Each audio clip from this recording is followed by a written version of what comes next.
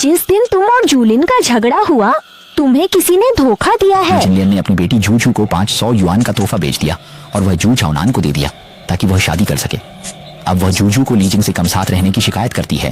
तुम्हारी मम्मी के सामने सारा गुस्सा निकल जाता है। तुम एक कीमत बताओ, मानो मैं फिर से तुमसे माँ बेटी का रिश्ता नहीं रखूंगी और इस घर से सारे संबंध खत्म कर लूंगी। जैसे ही जूजू ने ये कहा, सभी लोग रुक गए। छोटी में हार गई। उसकी बहादुरी से परिवार में हर बात शांति से कहनी चाहिए। माँ, आप भी कुछ बोलो। छोटी बहन के लिए आसान नहीं है। क्या बकवास कर रहे हो? पागल हो गई हो? बस कुछ पैसे लेने के लिए तुमने घर से रिश्ता तोड़ने की धमकी दी। कई दशकों तक तुम्हें पाल पोस कर सफेद प्याऊ में पानी पिलाते रहे। तुम्हारे जैसा निर्दयी इंसान कभी नहीं देखा। तुम तो मुझे मारने पर आमादा हो। क्या आपने मुझे इसलिए पाला पोसा ताकि मैं आपकी सेवा करूं और आप मेरा खून चूसे? जब से मैं घर लौटी हूं, कभी नहीं पूछा कि मैं वांग के घर में ठीक से रह रही हूं या नहीं, कोई तकलीफ है या नहीं। बस पैसे की बात करते रहते हैं जैसे मैं एटीएम हूँ। वांग यांग ऐसा पैसा उड़ाता है, तेरे पास बचेगा भी क्या? आरंजू लिंगलिंग ने भी कहा था, शहर में आप अंडे और केक बेचकर अच्छा पैसा कमा सकते हैं, तो अपने छोटे भाई की मदद के लिए थोड़े पैसे क्यों नहीं निकालते? तुम्हारे कहने के मुताबिक वांग यांग ने मुझसे शादी करके बड़ी गलती कर दी है।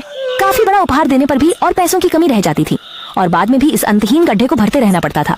मुझे इतनी हिम्मत नहीं है कि ससुराल वालों का पैसा अपने मायके वालों को दूं। मेरी बात मान, ऐसे हालात में जीने से अच्छा है कि मैं तलाक लेकर घर आ जाऊं और तेरे लिए दिन रात काम करूं। उस समय की बेटी और अब की बेटी में कोई तुलना नहीं थी। पहले वाली बहुत प्यारी थी, लेकिन पिग्गी तो उसे सहन भी नहीं कर सकता। पहले यहाँ फुगेमो का शासन था, मैं कुछ नहीं कर सकता था, लेकिन अब यहाँ मेरे पास ये काम नहीं चलेगा। मेनका ने यह सब देख लिया। ये सुअर पिछले वाले से सच में अलग है। पिछले जन्म में सुअर कभी मुझे घर नहीं ले गया। हमेशा ससुराल वालों के लिए पैसा, खाने पीने और पहनने का सामान देना पड़ता था। मना ही नहीं करता, बल्कि अपनी से झगड़ा भी कर लेता है। ये आखिर क्या बात है? मजेदार नहीं है? चलो तुम्हें बाहर ले चलते हैं, हमारी गांव की ताजी हवा में सांस लेते हैं। कहते ही कोको दरवाजे से बाहर निकल गई। उसकी दुष्ट माँ को झेलने का मन नहीं था। बेटा, उस नहर से सावधान रहो। जब उसने अपने पुराने मालिक की बात सोची, जो उसी दिन खड्डे में गिर गया था, सुअर अनायास ही चिंतित हो गया। सुअर की कोई चिल्लाया और जब सुअर ने मुड़कर देखा, उसने अपनी पुरानी दोस्त लिली को पहचान लिया। चूचू, एक नजर डालो तुम्हें अभी। तुम असली शहरी बन गए हो। तुम्हारी त्वचा भी काफी गोरी हो गई है। कहाँ है तुम्हारा वो झूठा दावा? कुछ भी तो नहीं बदला है। फूल, तुम हाल ही में कैसे हो? गांव के लोग भी शायद ऐसे ही हैं, जीवन भर बस सम्राट की भूमि और आकाश की पूजा करते रहते हैं।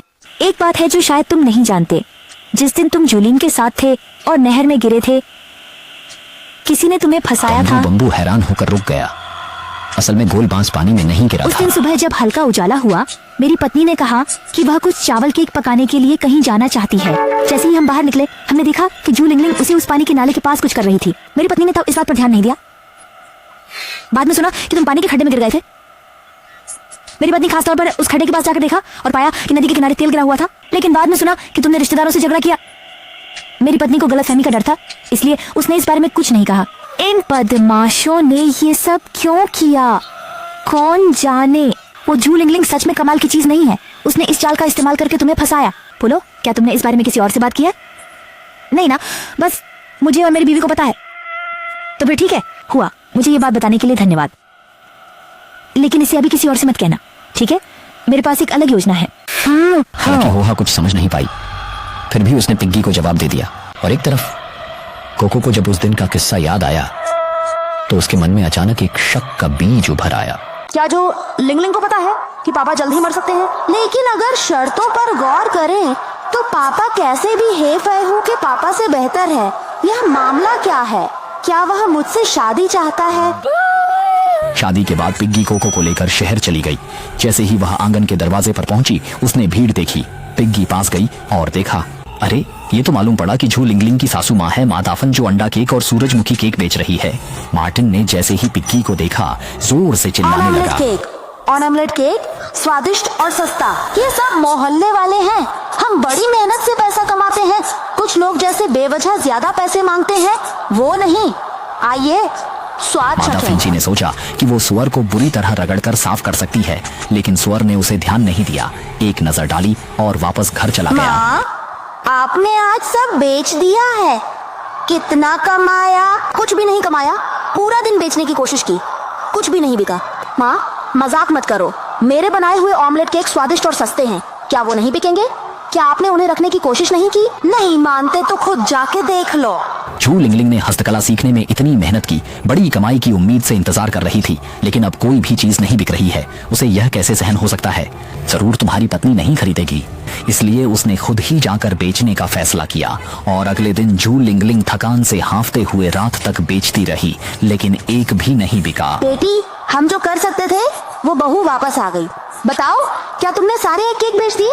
कितना पैसा कमाया? लेकिन जब उसने झू लिंगलिंग को नहीं बिके हुए केक और कुकीज को पकड़े हुए देखा तो उसने व्यंग्यात्मक लहजे में मुझे कहा, लगा तुम बहुत कुछ कर सकते हो, तुम्हारे पास काम करने का हुनर है, पर उसे बेचने का नहीं। कितने पैसे लगा दिए किताब खरीदने में। मुझे लगता है कि तुम्हारे भाग्य में धन नहीं है, थोड़ा सा कमाना ही तुम्हारे लिए काफी है। बहुत मीठा है। हाँ, और अब भी लोगों से तुलना करने का सपना देख रही दुकान हो। का सामान पूरे दिन नहीं बिका और झू लिंगलिंग पहले से ही गुस्से से भर चुकी थी।